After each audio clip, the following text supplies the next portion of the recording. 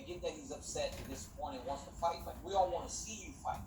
Man, let Amanda have her moment. You know, like, she just put out this fantastic performance, and now all anybody wants to talk about is what Conor's doing. So I don't disagree with your point at all. And in fact, you can make the case that if you drop the tweet, say Monday afternoon, it's a lot more What's the effective than difference? Saturday Like, there night. is no difference. There Right. is no difference. Like, you can So- say that in any time. So here's what I think happened. And I spoke to him afterwards, and what he said to me was, I'm frustrated. Basically, I've had enough. I'm frustrated. I want to fight. Now, there's a lot going on in the sport, right? There's a lot going on with the top guys. You know, there's Henry Cejudo walking away. There's John Jones openly feuding with the UFC. There's Jorge Masvidal openly feuding with the UFC. And now there's Conor McGregor. But here's the thing. A lot of people want to group all these four stories together. And while there may be common denominators, the four stories are actually very different. Their causes and their complaints are actually very different. So let me break it down like this for the people, right? Henry Cejudo walked away after his win over Dominic Cruz, for the most part because he feels like he's not getting enough money, right? He also is saying like family, things like that, but he just wants to get more money to fight right now, right? He just wants more money to defend his 135 title. Okay, let's put that in a vacuum. All right, wait, so real quick question. Like, Yeah. you said all that, and my internet must be gone or something for a while, because I heard, the last thing I heard you say was Jorge Masvidal's upset too, and then you stopped. I don't know what's wrong with your internet over there. It's bad. Oh, is it bad, Corporate Jake? So it was my internet? Was it mine? Jake, did you realize that I was gone for a while? No, you were fine. We saw you. It's fine. I was talking, so we didn't need you in this moment. All right, now let me get back to my story. I'm breaking down all the scenarios. So Cejudo wants more money to fight right now, right? John Jones is saying, I have no problem with what I made in my last fight at 205. I want to be incentivized. I want more money to go up to heavyweight to fight Ngannou. Jorge Masvidal is saying, you paid me X amount to fight Nathan Diaz at Madison Square Garden for the BMF title. Now you're saying you want to pay me less money to fight against Kamaru Usman for the Rio belt. Conor isn't even talking about money. Conor's saying, I just want to fight. You guys need to get me a fight. Like, I'm frustrated.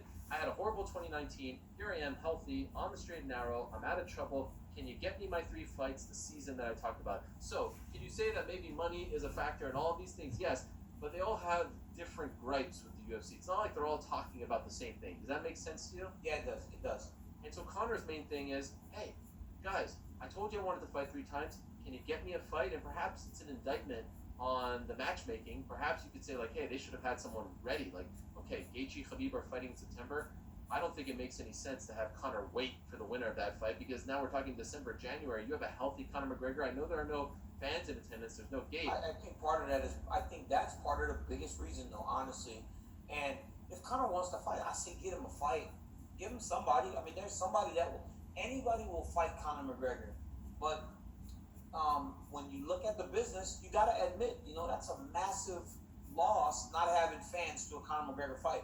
Whereas even when I fight John Jones, the ringside tickets are 1,100, 1,200. Conor McGregor fights Donald Cerrone, the ringside seats are 2,500. But is So it it's worth like, icing him? no, it's not worth icing him. Find him a fight, but I understand where the hesitation comes. Because what if Conor goes into a fight against, you know, say he has another performance like he had against Cowboy? Great. But what if he gets hurt in the fight, and now he fought in July, can't fight again, and he didn't fight in front of fans? You know what I'm saying? Because I don't believe the UFC is going to ever go back to allowing fans until you can sell out arenas again. So it's like, I understand the hesitation, but if he's so upset that he's gonna walk away, I say get him a fight. You know, there's somebody, you know, get him Diaz. I mean, let him fight Anderson Silva. Just get him a fight. Well, here's what I told his team. I wish that he didn't use the R word, right? Because when people see the too many tweet, times. people are like, oh, they roll their eyes, and they don't actually then listen to what he says. Now, the first 2 times he did it, he didn't do an interview that day. Luckily enough, he spoke to me and he explained his feelings, and I understood where he was coming from. Initially, here's what I thought. Initially, I thought he was sitting at home, he was watching the fight with Amanda Nunes and Felicia Spencer. He heard the broadcast talk about how she's now the first double champion to defend the titles, you know, at the same time and all that stuff, and he took that as a slight. So he's like, you know what, screw you guys, I'm out. That was my initial reaction when I saw the tweet. And and maybe that contributed a little bit. But then when I spoke to him, I realized the guy's just frustrated. He's watching other people fight in empty arenas. Like, hey, can you just get me a fight? And so I understand the frustration. Now the big question is, can they figure out a way to make this worthwhile for them financially when you're not going to have anyone in attendance? I personally feel like he will. Like, if you get him on the July 11th card, there's still not going to be any sports. You're going to make a killing with that pay-per-view. Yeah, you're gonna get a ton of pay-per-view, but yes, and you should get Conor on the July 11th card. I agree with you in that sense. Get him in there, get him fighting, because even if it's Jan versus Aldo for the title, Conor McGregor goes at the top of the card over that. You know what I'm saying? Like, and he makes it a massive card. Anytime he's involved, it becomes a massive card. But you have to pay Conor McGregor. You understand? Like, Conor's not going to take any less money, and he's going to sell a ton of pay-per-views. But again, one direct source of income, one big, massive amount of the money that he makes or that he makes for the company comes from that gate. That's all eliminated. But Conor's still going to want to be paid in the exact same way. Do you understand? And Sure. As he should. Well, But he again, never made a cut of the gate, but I'm sure. No, but still, like, it's, count. They know you that take it's into coming. account, like, hey, even if I'm not giving Conor any of the gate, I know that that's a $10 million gate. So if I gotta pay Conor $15 million, knowing what he's gonna make for me on the pay-per-view, I know that he had a $10 million gate at minimum. You know, and the merchandise sales are up when Conor fights. Like, everything is just bigger. I mean, I remember I go to fights and I look at the merchandise stands, and there's a few throughout the concourse. But when Conor fights, they're everywhere. They're outside the arena. They're inside the arena. Everything's just bigger. When he competes, and that whole aspect of that is gone when he fights in front of no fans. So I get why there's a little hesitancy there, but it's not worth risking losing him for the long term because you can't make him happy right now. Yeah, we're seeing this in boxing too. Like Terrence Crawford said, "Hey, I don't want to fight now. I want to wait on the sidelines until the fans come in, because in boxing the model is different, right? Yeah, they get paid on all that. Yeah, they get paid on all that, but it's kind of the same thing because Conor plays by a different set of rules. Yes, My main thing is, I wish he didn't use the R word, right? Because I think what he is saying is legitimate. Like, hey, I was out, I want to fight, and you have a hungry Conor wanting to fight. Motivated. You gotta figure it out. You gotta Make it happen. happen. Again, it's not worth the penalty if he's gonna walk away. It's not worth it. You know, you gotta make it work for him in that sense. But Back in January, I'll never retire. I think we'll see him again. I think what he's just trying to say was like, I'm frustrated, right? yeah, he's very frustrated, and you know that's his way. He's like, man, I can walk away from this thing, because if anybody can truly walk away, it is Conor McGregor. I mean, Cejudo, I believe, is so smart with his money that he can walk away. Jones has made a ton of money, so because he's made so much money, maybe he can walk away. Masvidal made big money against Diaz, but it's not like for years we've been talking about all the money that Jorge's made. I think he's the one that's actually in the toughest spot, because I don't think he has as much financial security as the rest of the guys. But he's saying he's trying to fight for that financial security by doing what he's doing. So I want to ask you this question: of the four, and the answer could be none, who has the most legitimate gripe in your opinion? You could say they're all out of their mind and they shouldn't be complaining. You could say all four. Who has the most legitimate gripe? And I've been thinking about this question. So if you want me to answer first, while you think that's okay, but I want to ask you, who do you think has the most legitimate gripe? Is it Cejudo, who says, and by the way, Cejudo said today, there's only one fight that I'll come back for. It's Volkanovski. So, I don't think a lot of people believe that Cejudo is done, because he doesn't go away. The guy doesn't go away. Like, make us miss you, Henry, for God's sakes. Like, stop talking for a month or a week. Or is it Jones who's saying, pay me more to go to Ngannou? Is it Masvidal who's saying, you need to pay me what you paid me for Nate or more because I'm a bigger star now? Or is it Conor who's just like, hey guys, give me a fight and I'll do whatever, but obviously you're gonna lose. You're gonna lose on the game, or the no game. I think, honestly, I don't believe that anyone's I don't know what they're asking for. Do you understand? So I don't know how to base my answer. I don't know if Jones is wrong unless he's asking for something outlandish. Right? I truly believe that Jones and the UFC are going to make more. I think that they're going to come to a number that works for him.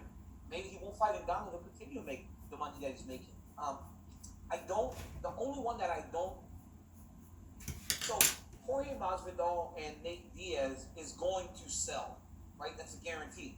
But is that a credit to Jorge or Nate Diaz, right? If Jorge said the other day that, why do you want to pay me less because I'm fighting a guy that can't sell? Well, you're the biggest star. You should be able to sell the pay-per-view. Do you understand? Like, it's like, did the pay-per-view sell based on Jorge or did it sell based on Nate Diaz? Does Henry Cejudo move the needle? How do you base what he's worth? And has he met or not gotten to that expectation? So I think the biggest gripe, honestly, is Conor, because he just wants to fight. Just get the guy a fight. You know, he's not talking about money, and I believe that the loss on the financial side is on the UFC. Like Dana always says, they take all the risk, right? This is a situation where I believe Conor just wants to fight, and you gotta hope that his star will shine as bright as it normally does, and he'll sell enough pay-per-view to make up for anything you lose on the live portion of the fight. I don't disagree. I think that's and in many respects that might be the easiest one to solve, right? Because yes. he's not, again, he's like, he made a point to say like it's not about money, but you know, it's about, I want to fight. And he also said like, I'm getting tired of this, it doesn't excite me. But I think he loves fighting, and he'll always love fighting, and he'll be a fighter forever. I mean, I wouldn't be surprised if he's fighting on the same card as his son Conor Jr., who he'll probably try to groom to be a fighter as well, you know, try to do like the LeBron James thing. But I think that Masvidal is the most dangerous for two reasons. Number one, you know, in the past, this is not new, by the way. Like, we've seen people openly feud with UFC. I remember when Randy Couture did it back in 2007 and tried to get Mark Cuban involved. He wanted to fight Fyodor Emelianenko, all that stuff. And then what happens every time? What happens is they cut a deal with that guy. He's happy, and then he stays quiet, right? No one actually, like, I think a lot of fans are asking, is this going to be the thing that galvanizes everyone to create a union and an association? But historically, what happens is you get yours and you stay quiet, right? Masvidal is the first one to now start saying like, hey, you've upset me. Now I'm taking a step back and I'm looking at everything. I'm looking at the whole business. And my understanding from talking to his team is he feels disrespected. Masvidal, remember, is a guy whose father, you know, escaped communist Cuba, who knows what it feels like, you know, to be oppressed, so to speak. And I think some of those feelings are coming out in him, and so he's not stopping, right? Like, he goes on these tweet rants where he's talking about everything. So he's the most dangerous. And I do understand where he's coming from when it comes to the idea, like, wait, I fought for essentially a fake belt, and I'm getting more for that than for the real belt. But how does that make sense? Now, one is happening in the midst of a pandemic. One happened at MSG. There's the gate stuff that we just talked about. But I understand his gripe as well. And I think that the UFC needs to do a better job right now in explaining to the public these things, and not just say like, hey, you know, everyone's acting crazy. All my guys are acting crazy. Like, they keep saying my guys are acting crazy because of the pandemic. With all due respect to you fighters, DC, I see you all training. You all seem very happy. You don't seem like you're acting crazy. I think people are just starting to, you know, speak up, and we're using the pandemic as the excuse for their disillusionment, when one, I think, has nothing to do with the other. They need to explain it better, or not, or just let the fighters continue to control the narrative. I think it also, honestly, man, like, it'll come to a point where, you know, all these fighters, like, the fighters you are entitled to, these guys are all entitled to how they're feeling right now. There is no reason that they should not voice their displeasure. But ultimately, as a guy, I'm just explaining this as a guy that's a friend to the fighter, that in all business, and this is all business, doing things publicly always makes it so much more tense. It's just so much more tense. It's easier to do these things directly. I know the public won't like hearing that because everybody likes the story. But the reality is, it's so much easier to do things in a more direct approach, because here's the deal. you can have 1 million fans on all these fans on your side rooting you on, and all the reporters rooting you on, saying this is the way to do it. But ultimately, if it doesn't cause for wholesale change, the only person that's going to lose out is the fighter, and that's just the truth. Because, as you said, man, all these people have taken this approach. They've been paid, they've gotten quiet, and the UFC just continues to grow and grow and grow. And it's just a dangerous battle to go about publicly. And I just think that it always feels good when people are rooting you on and patting you on the back and saying good job. But ultimately, people that suffer, if it doesn't work out in their favor, it's the fighter. And those same people that are telling you to go and fight this organization that's allowed you to make all this money and become who you are, those people don't give you money in when things are starting to go sideways. You still got to look at yourself and go, how do I get back to where I want to be? And that's to go back to where you were. You're going to have to go back because, hey man, if they start icing themselves out, you see with big companies all the time, right? When these people go through these lawsuits, they just extend you and extend you and extend you. And then when you dry up, that company continues to roll. And it's like, man, I just think that direct is the best way for these guys to handle it. Especially John Jones. Because he's got all kinds of power, right? I mean, it's shown in all the indiscretions how he's been saved on so many occasions. He has a ton of power. He has a ton of power until he loses, right? Yeah, but he doesn't lose, Ariel. That's but is it possible, by the way, that he's speaking out now because he saw what happened against Dominic Reyes and he's like, okay, now's the time to push my chips into the middle of the table? That's possible too. Maybe. It's not as. But do you understand what I'm saying? Yes, I get it. I'm saying? Like, I'm just saying, like, as a guy, that I'm just saying, guys, like, I get it. But, like, Connor's thing, easy to fix. So publicly, whatever. But all these, like, contractual issues, I think these guys should be doing that directly. And if they don't want to do it, then talk to Hunter. Hunter's very, like, reasonable in a lot of situations, you know. Dana's like one of us. If he gets mad, he gets mad. But the other guy, Hunter's not like that. Hunter Campbell, you're talking about, yes. who I described as sort of like the GM, the general counsel of the UFC, who does a lot of these deals. I mean, Dana said it on Saturday. I don't know why he never actually references Hunter. He always says like my guy or my lawyer or this and that. He's a very important player in the organization. He said, I'm not the one negotiating these deals. It's other people, and that's probably for the best because, as you said, he is so emotional. Yeah, but he does say it in the post-fight press conference, like, hey, these guys can do whatever they want. Like, if they don't want to fight, they don't want to fight. And I think some people look at that because I've asked this, like, all right, so then why don't they just go fight somewhere else? Well, they can't. It's not that easy. You're under contract. Yeah, it's not that easy. But you cannot fight, but then if you don't fight, then ultimately, who does it hurt? You know what I'm saying? Like, that's all I'm saying. And he also said these guys just signed new deals, and they did. And I wrote about this last week. But you know very well, if they give you a big deal to fight at MSG, like if you have a contract and you say, all right, I'll take this fight at MSG, and I want more money, they'll say yes, but then they'll tack on more fights, right? That's why all these guys have new deals, because they just went through the song and dance of the negotiation. Like, if Masvidal gets more money to fight Usman, he's getting more fights on that contract. That's just the game. That's the game. So we'll never be free agents if this. That's why I wrote it on ESPN last week.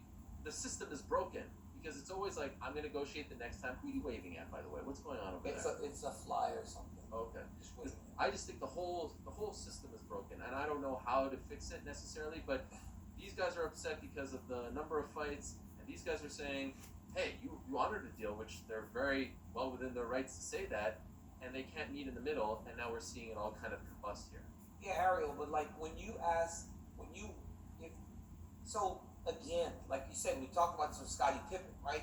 They could just say, no, this is what you're signed to. This is what you have to fight for, and you're gonna either fight these fights or you're not gonna fight, and you're still gonna be under contract.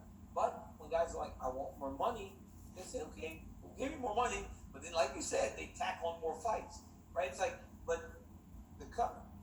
you get the money. The company gets the fights. It's just the way business goes across the board. So when you go to ESPN, Ariel, and your contract is about to expire, or you say, I want more money, they're gonna say, okay, we'll give you more money, but then you're gonna get a new contract for years, right? You'll have years to work to earn that money, right? You may get more in terms of yearly in that contract.